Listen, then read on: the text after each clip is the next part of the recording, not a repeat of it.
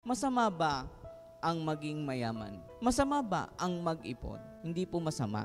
Ang masama po, yung meron ka na, hindi ka pa nakukontento sa bagay na meron ka. Ito yung ipinapakita sa ating ebanghelyo kung saan marami sa atin ganito.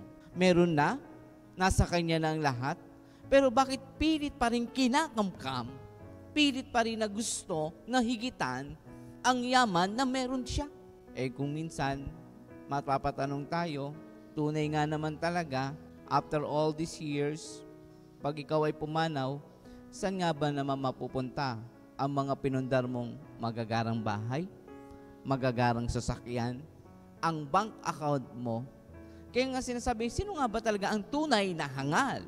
Ang tunay na hangal, mga kapatid, yung taong kumakalimot sa Diyos.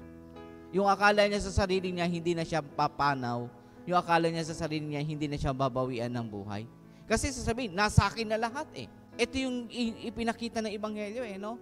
Nasa kanya lang lahat, natulog, kumain, nagpakasaya. Pero hindi niya alam, hindi niya batid kung ano oras siya babawian ng buhay. Kaya nga, lagi ko sinasabi, kapag ako po ay nagmimisa sa patay, tandaan mo, sa mundong ibabaw, lahat makakamtan mo. Lahat makakamit mo, masasarap na pagkain, magagarang kasuotan, damit, relo, o whatever. Pero tandaan mo, at the end of your life, the inside of your coffin, there are two colors of your shirt, white and black. Ang tendency nito, tandaan mo, yung magandang sapatos mo sa loob ng kabaong, yapak ka. Yung magagandang relo mo, tandaan mo, sa kamay mo, wala kang suot. Bukas ang iyong mga palad. Kaya nga ito yung magandang sinabi ni Jesus, no? Hangal ka. Nag-ipon ka ng yaman, pero yung yaman sa kalangitan, kinalimutan mo. Hindi mo nakita ang pangangailangan ng ibang tao. Hindi ka nag-impok ng tunay na yaman ng iyong buhay sa kabila. Dahil ang lagi nating iniisip ay ang buhay natin sa ngayon. We cannot see what's in the future. Ito yung pagkakamali ng isang taong mayaman. Sa atin ngayon no? Mayaman na, ano pang ginagawa? Gusto na kanya ang lahat. Di ba? Gusto lahat ng palayan gawing subdivision. Pero after that, sino nga ba talaga magmamayari nito? Pag ba siya'y pumanaw, dala niya ito sa langit? Hindi. Baka yung mga inipon niyang yaman, pag siya'y pumanaw, pinag-aawayan pa ng mga kamag-anak, kapatid, at kung sino pang nabubuhay na Poncio Pilato.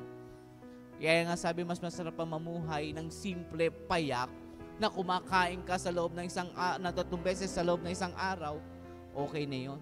Pero yung mayaman ka, natatakot ka dahil alam mong maraming banta sa buhay mo. Kaya nga mga kapatid, ang ganda ng mensahe ng ating ebanghelyo. Hindi masama ang magkamkam o mag-ipon ng yaman. Pero wag mo namang kaligtaan ang ipunin ng yaman ay ang patungo sa panibagong buhay na iyong tatahakin. Dahil tandaan mo, hindi mo alam kung anong oras darating ang sandali ng iyong buhay. Remember this, inside your coffin, there are 2 colors that you wear, black and red. At tandaan mo, yapak ka at ibinibigay mo sa Diyos ang buong buo mo. You empty yourself dahil nung ikaw ay sinilang sa mundo, walang-wala ka rin naman, ikay hubot-hubad at ikay muling magbabalik sa Diyos nang walang-wala rin naman sa Kanya. Amen.